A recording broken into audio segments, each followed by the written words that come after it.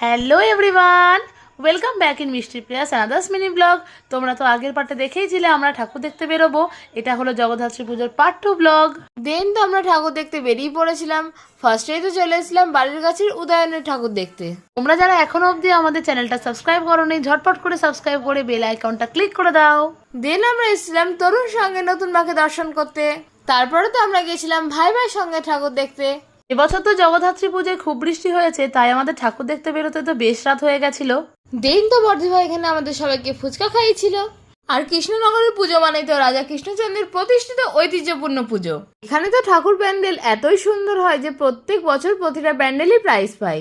এখানে আমাদের মামাতো বোন খাইছিল ওই আইসক্রিমটা।